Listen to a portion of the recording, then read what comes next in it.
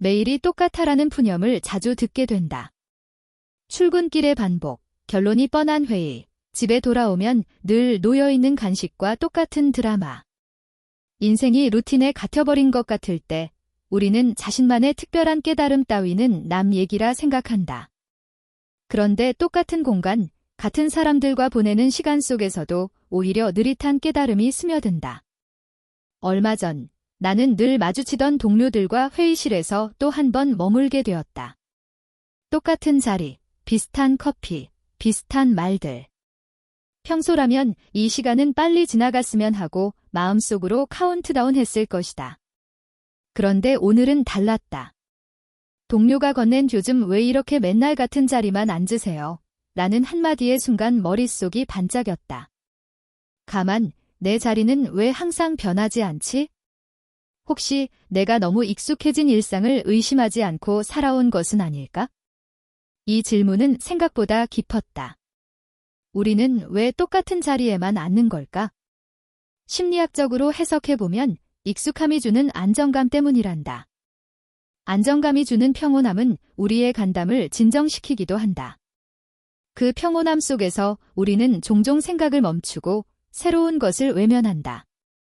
그러나 이미 익숙해져 버린 공간에 대한 작은 질문은 우리 스스로를 다시 업데이트할 수 있는 기회를 준다. 똑같은 방, 같은 자리, 반복되는 일상. 하지만 여기에 약간의 유머를 더해보자. 혹시나 나의 고정석이 나를 인식하는 AI 같은 존재라 상상해 본 적이 있는가? 만약 내 일상에 자리 변경이 필요합니다. 오늘은 창가 쪽으로 안내하겠습니다 라는 안내 메시지가 뜬다면 쓸데없이 설레거나 불편해질지도 모른다. 하지만 그 작은 변화 하나로 우리는 어쩌면 새로운 햇살, 새로운 시선, 새로운 생각을 만날 수 있다. 요즘 사람들이 원하는 새로움은 결국 작지만 용기 내어 시도해 볼 수 있는 변화에서 시작된다. 그렇다고 인생을 뒤엎거나 모든 방식을 바꾸라는 것은 아니다. 다만 때로는 민망함을 무릅쓰고 익숙함에서 벗어나보자. 왜 맨날 같은 자리만 앉으세요? 같은 질문이 부담스럽긴 해도 결국 이 질문 덕분에 하루가 새로워지고 작은 깨달음이 찾아온다. 이는 곧 우리에게 쓸데없이 낯선 행동이 오히려 인생을 더 유쾌하게 만들어주는 세상의 법칙임을 보여준다. 생각해보면 똑같은 방에 들어와도 누군가는 늘 솔직하게 자신을 드러낸다. 그 사람이 갑자기 자리를 바꿨을 때 느껴지는 낯설고 신선한 공기가 때로는 용기의 결과물이다.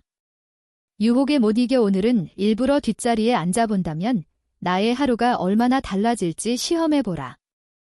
분명히 새로운 대화, 새로운 시선, 그리고 새로운 자신과 마주할 것이다. 요즘은 내적 성장과 마음 챙김, 자기 자신에 대한 성찰이 큰 화두다. 사람들은 SNS에서 화려한 여행 이야기, 익숙함을 깨는 도전담에 열광한다.